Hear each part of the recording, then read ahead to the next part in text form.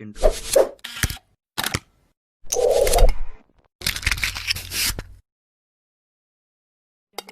साथियों नमस्कार।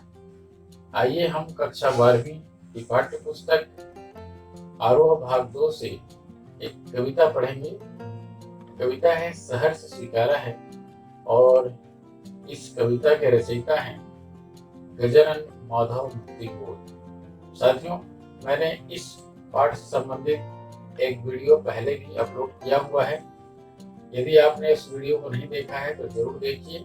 वीडियो कहीं लंबा ना हो इसलिए इसे मैंने 2 भाग में बनाया है। आज हम देखेंगे उसका दूसरा भाग। इस कविता की व्याख्या करने से पहले मैं बताना चाहूंगा कि कवि ने अपने प्रेरणा स्रोत से बहुत ज्यादा प्रेम किया है। वो प्रेरणा स्रोत चाहे वो माँ हो, बहन हो या प्रिया हो या भगवान, जो भी हो, लेकिन इतना तय है कि कवि उनसे बहुत ज्यादा प्रेम करते हैं। इसीलिए तो कहते हैं कि आपने मुझे जो भी सुख दिया है, सफलता दिया है, उसे मैंने सहर्ष स्वीकारा है। और सहर्ष स्वीकारने का कारण भी बताते हैं, क्योंकि ये सारा चीज आपको प्यारा है, इसलिए आपने मुझे दिया, इसलिए मैंने इसे सहर्ष स्वीकारा है। लेकिन कहीं न कहीं उन्हें डर भी लगता है।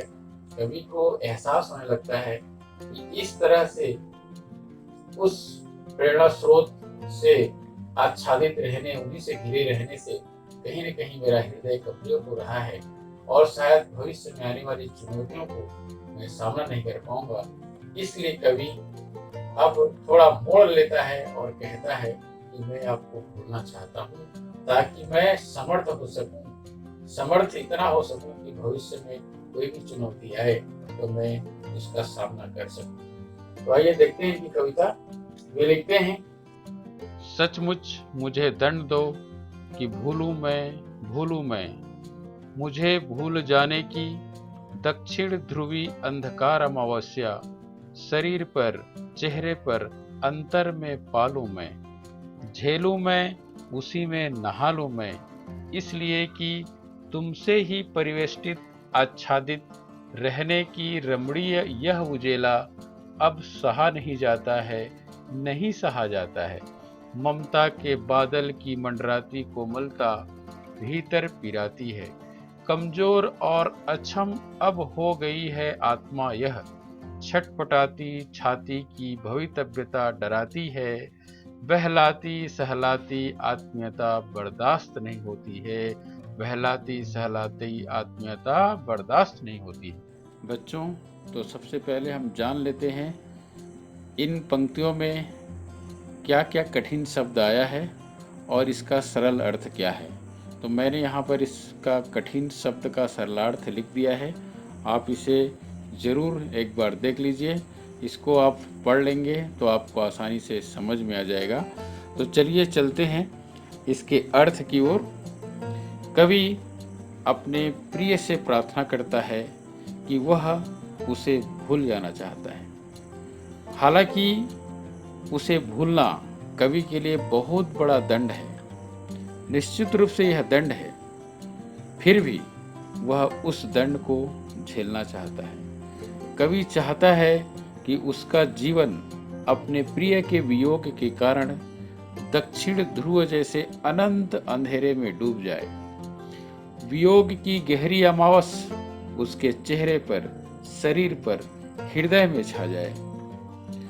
वह उस वियोग वेदना को भरपूर झेले और उसमें नहा ले, डूब जाए। कवि पूरी तरह से उसके वियोग के दुख में डूब जाना चाहता है। और कवि कहते हैं कि इसका कारण केवल यह है कि उसका वर्तमान जीवन अपने प्रिय से पूरी तरह से घिरा हुआ है। अब वो उस घेराव में रहना नहीं चाहते। प्रिय ने उसे पूरी तरह छा लिया है। यद्यपि प्रिय के स्नेह का उजाला बहुत मनोरम है। कवि बताते हैं कि उनके प्रिय के द्वारा जो प्रेम मिल रहा है वो बहुत ही मनोहर, बहुत ही उज्जवल है, बहुत ही अच्छा है, परंतु अब यह उजाला उसके लिए असहनीय हो गया है। उसके मन में सदा प्रिय की ममता बादलों की भांति मंडराती रहती है, यही कोमल ममता उसके हृदय को पीड़ा पहुंचाती है, उसे सहन नहीं होती है। इस कारण उसकी आत्मा बहुत कमजोर और असमर्थ हो गई है। वे महसूस करते हैं कि निरंतर प्रिय के प्रेम के घेराव में रहने के कारण उनकी अंतरात्मा कमजोर हो गई है, असमर्थ हो गई है। उसे भविष्य की आशंकाएं अब डराने लगी हैं। प्रिय के अभाव में वह कैसे जिएगा, यह भय उसकी छाती में अब छटपटाहट पैदा कर रही है। इसलिए अब उसे अपने प्रिय का बहलाना, सहलाना और रह रहकर अपनापन जतलाना बिल्कुल भी सहन नहीं होता। अब वह आत्मनिर्भर होना चाहता है, वह अपने पैर पर खड़ा होना चाहता है और कवि अब हृदय से चाहते हैं कि उनके प्रेम के घेराव से वह दूर हो सके, ताकि भविष्य में जो आने वाली चुनौतियां हैं उसका वो सामना कर सकें। बच्चों, परीक्षा की दृष्टि से इसका विशेष जानना बहुत जरूरी है। आजकल काव्य सौंदर्य के प्रश्न आते हैं, तो आप इस कविता की विशेषता इस प्रकार से लिख सकते हैं जो कि काव्य सौंदर्य है। पहला पॉइंट आप दे सकते हैं, कवि अत्यधिक मोह के कारण अलग होना चाहता है। यह संबोधन शैली में लिखी गई कविता है। खड़ी बोली में सशक्त अभिव्यक्ति है, जिसमें तत्सम शब्दों की बहुलता है। आगे आप लिख सकते हैं, भाषा निर्झर के समान किसी भी बंधन से मुक्त है। ममता के बादल में रूपक अलंकार है। छटपटाती छाती मंडराती कोमलता में अनुप्रास अलंकार तथा बहलाती सहलाती में स्वर मैत्री अलंकार है। कोमलता व आत्मीयता का मानवीकरण किया गया है। सहा नहीं जाता है कि पुनरुक्ति से दर्द की गहराई का पता चलता है। दो बार यहाँ पर कहा गया है, सहा नहीं जाता है, सहा नहीं जाता है। अंधकार अमावस्या निराशा के प्रतीक हैं। आगे आप लिख सकते हैं, दक्षिण ध्रुव अंधकार अमावस्या में रूपक अलंकार है। तो इस तरह से आप इस कविता की विशेषता लिख सकते हैं। और बच्चों, आगे चलते हैं हम। आगे ये कवि लिखते हैं, सचमुच मुझे दंड दो कि हो जाऊं पाताली, अंधेरे की गुहाओं में, विवरों में, धुएं के बादलों में, बिल्कुल मैं लापता।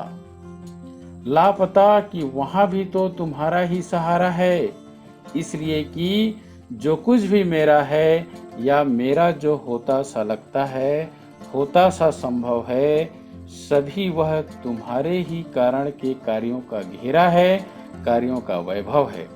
अब तक तो जिंदगी में जो कुछ था, जो कुछ है, सहर्ष स्वीकारा है, इसलिए कि जो कुछ भी मेरा है वह तुम्हें प्यारा है, जो कुछ भी मेरा है वह तुम्हें प्यारा है। बच्चों, आइए इसका भी हम सबसे पहले अर्थ देख लेते हैं। जो कठिन शब्द आया है यहाँ पर लिखा हुआ है, आप इसको जरूर पढ़ लीजिएगा। बच्चों, आइए देख लेते हैं इन सुंदर पंक्तियों का सरलार्थ। कवि अपने प्रिय को संबोधित करते हुए कहते हैं कि हे प्रिय, तुम मुझे दंड दो। मैं पाताल की अभेद्य अंधेरी गुफाओं में, सुनसान अकेली सुरंगों में, दम घोंटू धुएं के बादलों में विलीन हो जाऊं, खो जाऊं, गुम हो जाऊं। मेरा जीवन धुएं अर्थात घुटन में दबकर पूरी तरह समाप्त हो जाए, अकेलेपन से पीड़ित हो जाए। मैं उस अकेलेपन और लापता होने की स्थिति में भी बहुत प्रसन्न रहूंगा, बहुत खुश रहूंगा, क्योंकि मुझे वहां भी यही सहारा होगा कि मेरी उस स्थिति में कारण बनकर तुम ही उपस्थिति हो। तुम्हारे ही कारण मुझे वह स्थिति प्राप्त हुई है और वहां भी तो मुझे तुम्हारी ही यादों का सहारा होगा। तुम्हारी प्रेममयी यादें मुझे अकेलेपन के दुख में भी निश्चित रूप से प्रसन्न रखेगी। मेरा यह निश्चित रूप से विश्वास है कि मेरी जो कुछ भी सत्ता है या मेरी जो स्थितियां हैं, मेरी जो स्थितियां हो सकती हैं, चाहे वो मेरी सफलता हो, असफलता हो, वो सब तुम्हारे ही कार्यों के कारण है, तुम्हारे ही प्रेरणा के कारण है। तुम्हारे प्रेम से संचालित होकर मैंने जो कुछ कार्य किए, उन्हीं कार्यों का परिणाम है आज का मेरा वर्तमान, चाहे सफलता का हो या असफलता का हो। कवि स्पष्ट करते हुए कहते हैं कि तुम्हारी ही प्रेरणा के कारण मेरा जीवन बना है या बिगड़ा है, सफल हुआ है या असफल हुआ है। हे प्रिय, मेरे जीवन में जो कुछ भी अब तक है या जो पहले था, चाहे वो भूत हो, भविष्य हो या वर्तमान हो, उसे मैंने प्रसन्नता पूर्वक केवल और केवल इसलिए स्वीकार किया है क्योंकि तुमने मेरी हर सुख दुख स्थिति में समान मानकर तुमने मुझे प्यार किया है, तुमने मुझे प्रेम किया है। इसलिए मैंने आपके दिए हुए हर सुख दुख को सहर्ष स्वीकार किया है, दिल से स्वीकार किया है, हृदय से स्वीकार किया है। इस तरह से कवि बहुत ही सुंदर भाव इस कविता के माध्यम से व्यक्त किए हैं। और बच्चों, आइए हम देख लेते हैं इस कविता में क्या विशेष बात है। कवि ने अपने व्यक्तित्व के निर्माण में प्रियतमा के योगदान को इन पंक्तियों के माध्यम से स्वीकार किया है। आगे आप लिख सकते हैं, पाताली अंधेरे और धुएं के बादल आदि उपमान विस्मृति के लिए प्रयुक्त हुए हैं। दंड दो में अनुप्रास अलंकार है, लापता की सहारा है में विरोधाभास अलंकार है, काव्यांश में खड़ी बोली का सुंदर प्रयोग है। यह कविता मुक्तक छंद में लिखी गई है। यह पूरी कविता संबोधन शैली में लिखी गई है। और आप आगे लिख सकते हैं, खड़ी बोली में सशक्त अभिव्यक्ति है। बच्चों, मुझे आशा है कि आपको यह वीडियो अच्छा लगा होगा। आप इस वीडियो को लाइक, शेयर और मेरे चैनल अभिनव हिंदी को सब्सक्राइब करें और बेल नोटिफिकेशन हमेशा ऑल पर रखें ताकि मेरे आने वाले वीडियो का नोटिफिकेशन आपको सबसे पहले मिले। धन्यवाद।